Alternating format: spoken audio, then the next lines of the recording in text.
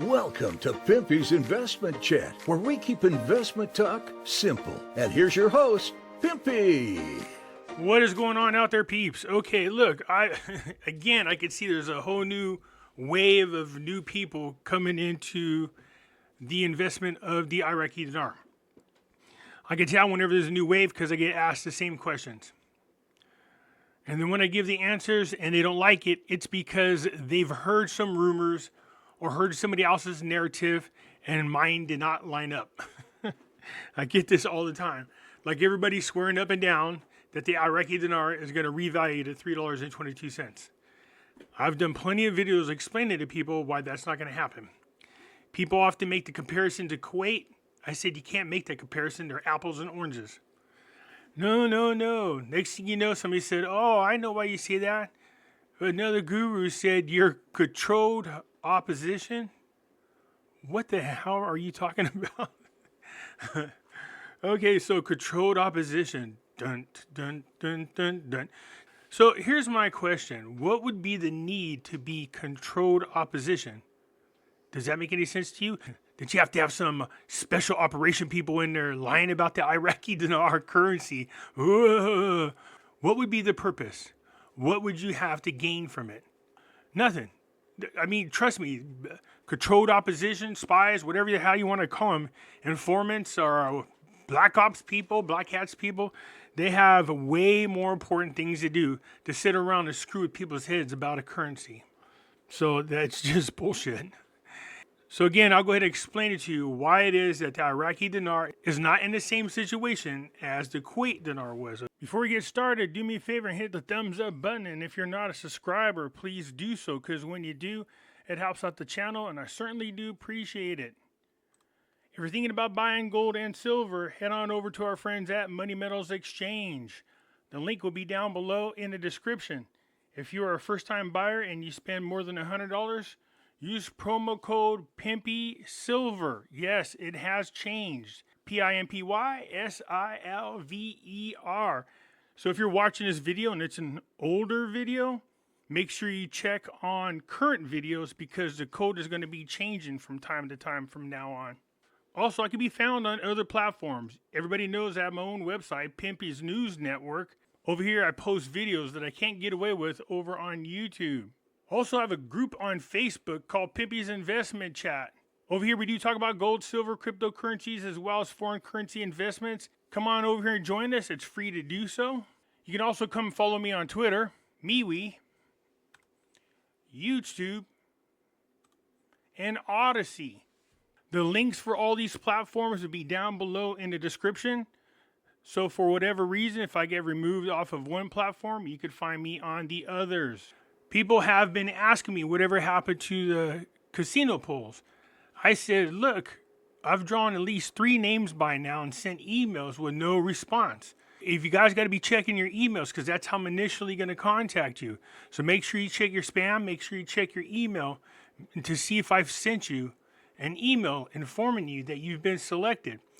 We let a couple weeks go by after a couple attempts of trying to reach out to someone. We just move on to the next person. So the truth is, people are just not responding. Okay, so what happened between Kuwait and Iraq? Well, in August the 2nd of 1990, Iraq invaded Kuwait. They occupied the country.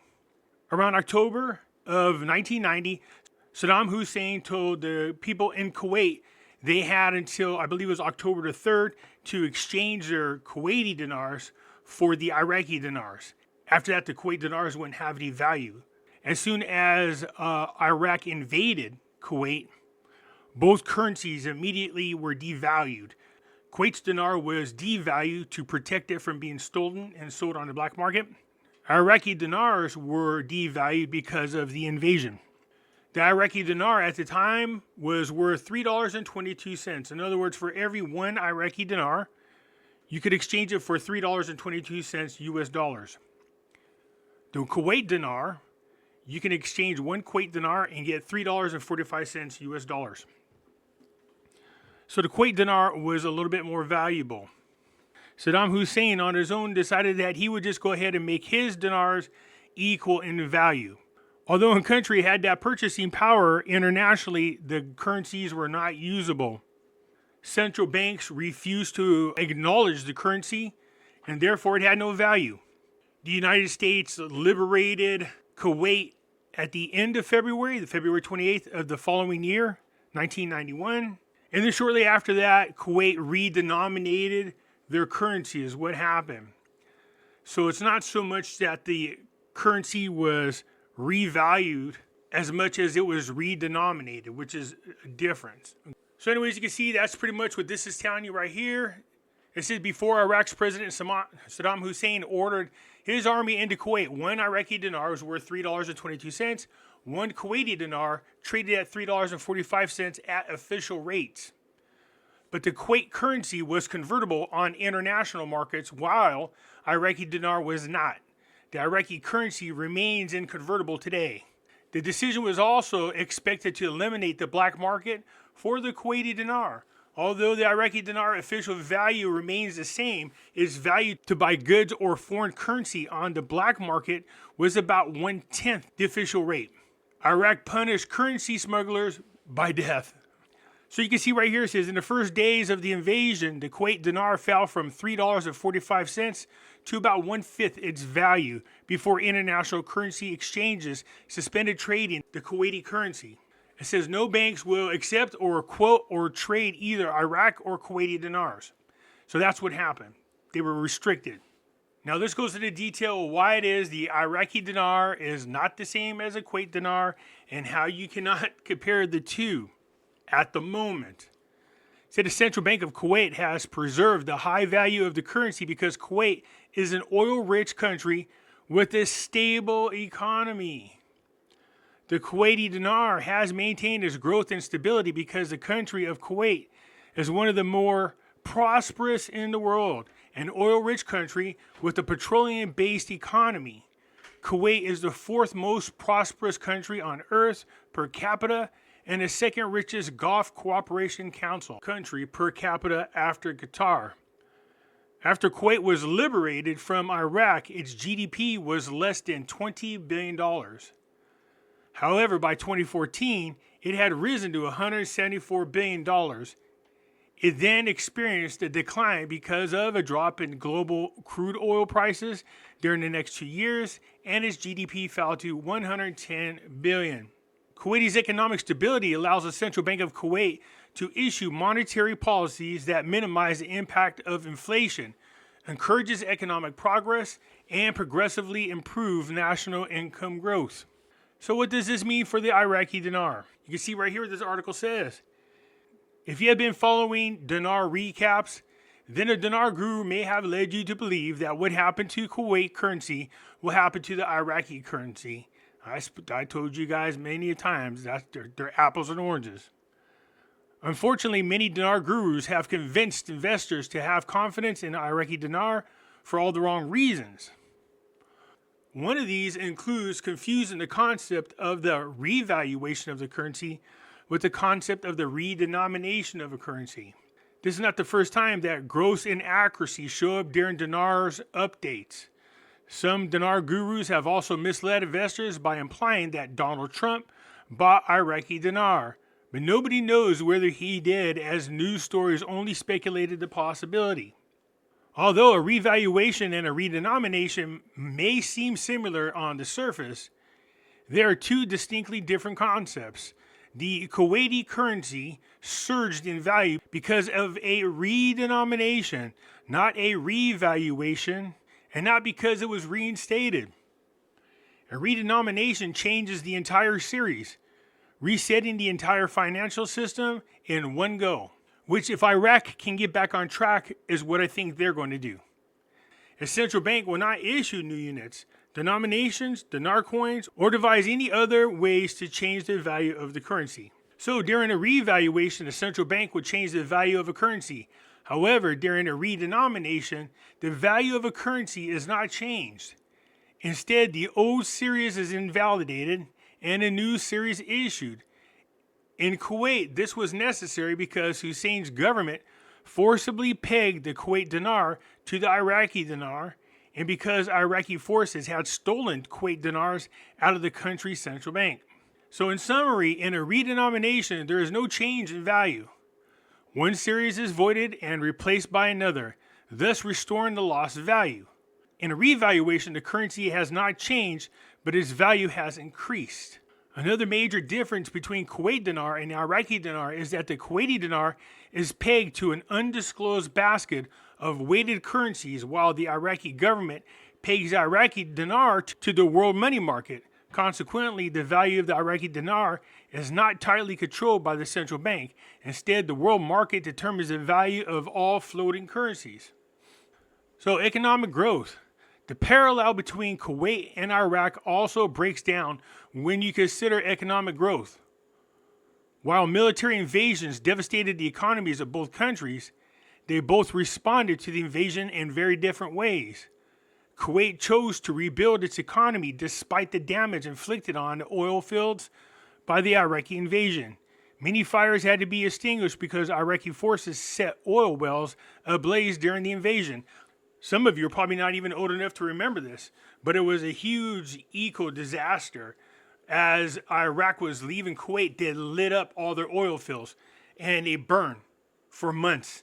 The sky was dark with smoke. It was terrible. You can actually see on a satellite all the pollution that was coming from the oil wells being lit on fire. It was terrible. So for Kuwait, they rebuild their economies. They rebuild their countries. What happened? Iraq has failed to rebuild. The reason for this is not clear. Different sources claim different reasons. Senior Iraqi government officials claim that the U.S. occupation did not follow through with its promise to rebuild Iraq. Contractors misspent millions and wasted a year on ill-conceived engineering projects that accomplished little after 10 years. These bungled projects cost Iraq about $1.5 billion in lost oil revenues. However, other sources claim that the fault lies in the Middle East sectarian divisions that make it difficult to unify the country under a federal government stable enough to rebuild Iraq. So if you mix in all the infighting, all the invasions, ISIS getting there, religious factions, the different political factions, all the protesters in Iraq, it makes it really hard for them to get on track. And this is what I've been preaching to people. People are like, well, they got so much oil, Pimpy, they should be able to get a good value. No, that's not the only thing. A stable country, stable economy, no uprisings, very secure for foreign investors to come in. I mean, there's a lot of factors, I tell you. But yet people choose to listen to all these other people blow smoke up your butt and lie to you. All these things have to be taken into consideration that I spoke about several times. New hope for Iraq. The big takeaway here is that if you're interested in Iraqi dinar RV, base it on the likelihood of an Iraqi reconstruction. We've been talking about this for years now. Iraq needs to get a crack-a-lackin' on their infrastructure. They need to start rebuilding. That's one of the biggest hurdles taking place, preventing the Iraqi dinar from changing its value.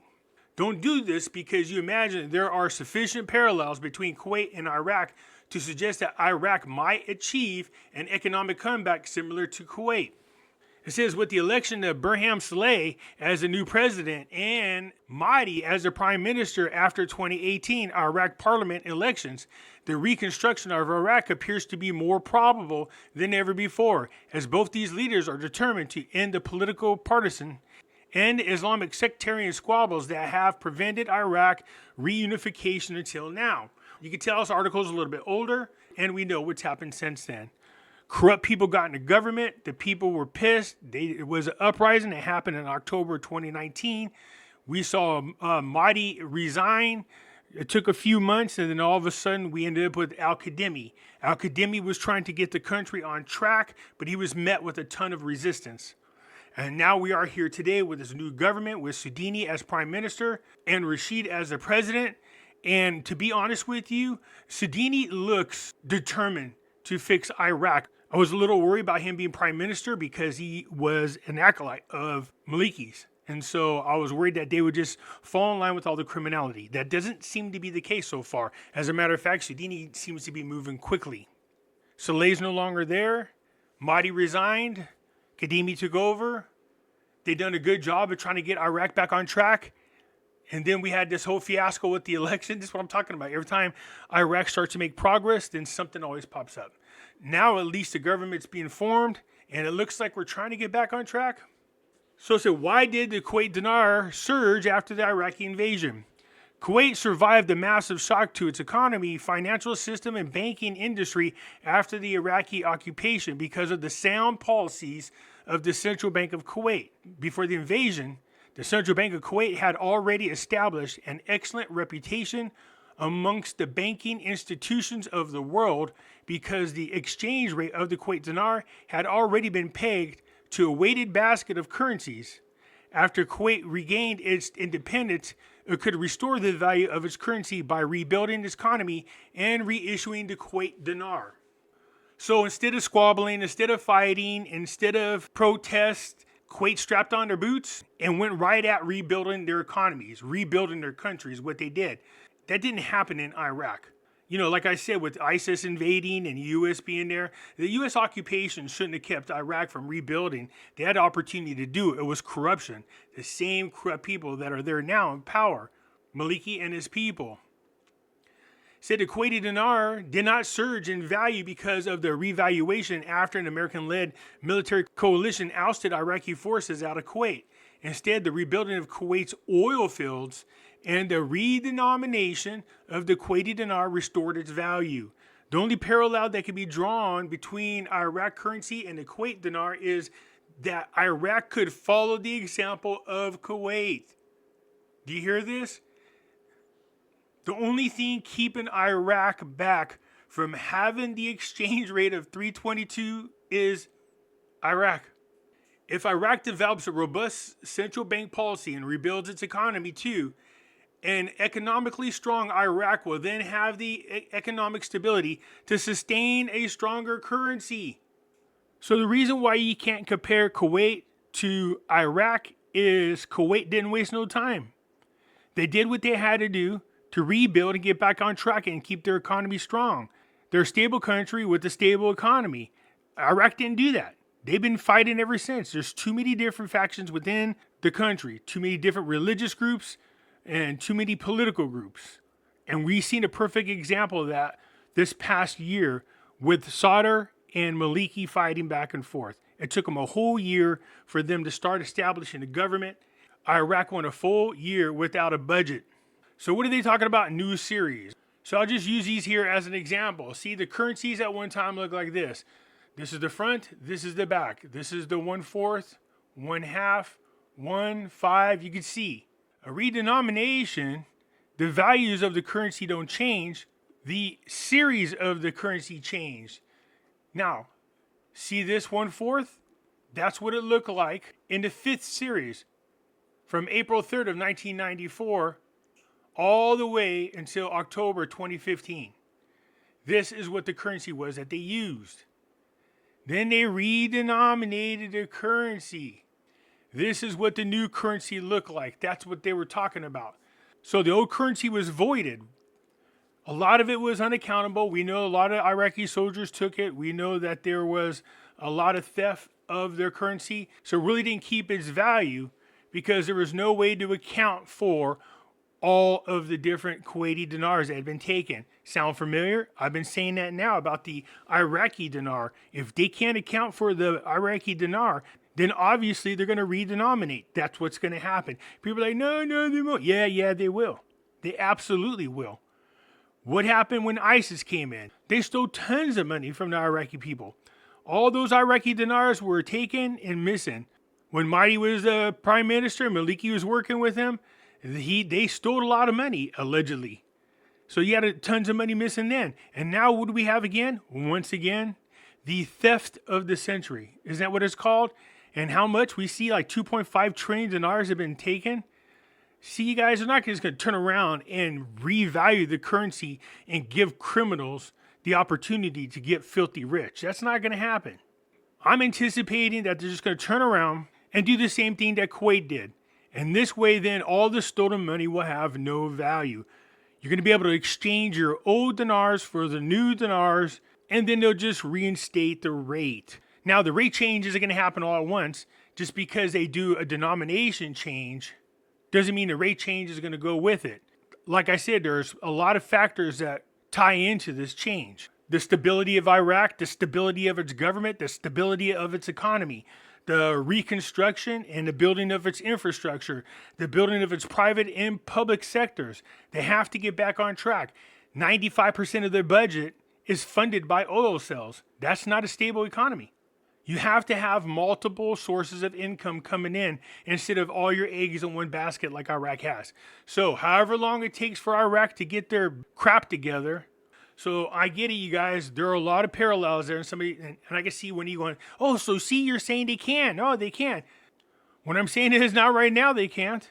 Heck, I've only been doing videos on the dinar for 3 years. And in that 3 years, tons of things have happened, one direction or another.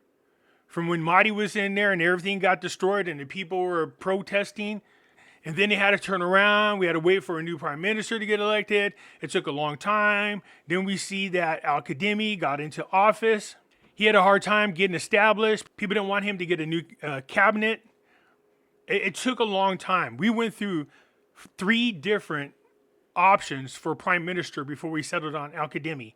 In all of Al-Kadhimi's time, which is a little over 2 years, only once did he have a budget, and he only had 6 months worth of budget. That's how much crap Al-Kadhimi had to go through. It was really hard for him. But like I'm saying, Al-Sadini seems to be getting everything back on track. So keep your fingers crossed that no more things come in and interfere with the rebuilding of Iraq. Then you can start to see it slowly but surely rebuilding the value of its currency. Having a ton of foreign currency reserves help. Having a ton of gold helps as well. Anyways, that's it for now. I just wanted to show you guys the difference between the two. You guys let me know what you think. I'll look forward to your comments, and I'll catch you later. I'm out.